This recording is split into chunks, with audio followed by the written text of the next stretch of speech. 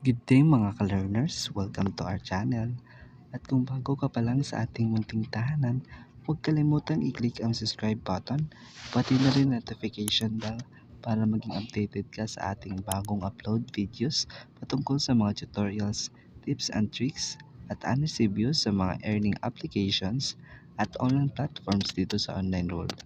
So sa video nito mga ka-learners, tuturuan ko kayo kung paano mag-delete ng blank space sa Microsoft Word. So madali ang video lang ito mga ka-learners. So kung gusto yung matutunan kung paano mag-delete ng blank space, panoorin nyo lang tong video na to hanggang dulo.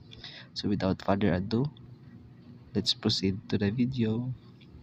So ang first step lang natin na gagawin mga ka-learners is open lang natin yung document. So punta tayo sa Microsoft Word, open natin yung documents.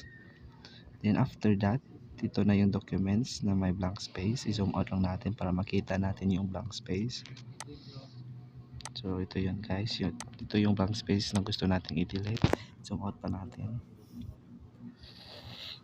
So dito guys, dito sa blank space na to, kahit i-press pa natin yung blank space na button natin sa keyboard, is di pa rin siya kahit i-right click natin siya guys. Walang nakalagay na kung paano i-delete tong blank space na to. So, ang pinakamadali lang guys is i-press lang natin yung delete button natin sa laptop. Delete button na key sa ating keyboard, laptop, or PC man yan. I-press lang natin yung delete button guys. Yan lang guys ang pinakamadaling paraan para i-delete yung blank space. So kung meron kayong natutunan sa video na ito mga ka-learners, huwag niyong kalimutan i-click yung subscribe button, pati na rin yung notification bells, at I accept nga pala ng mga suggestions, so comment na kayo sa comment box natin. So hanggang dito na lang mga ka-learners, babush!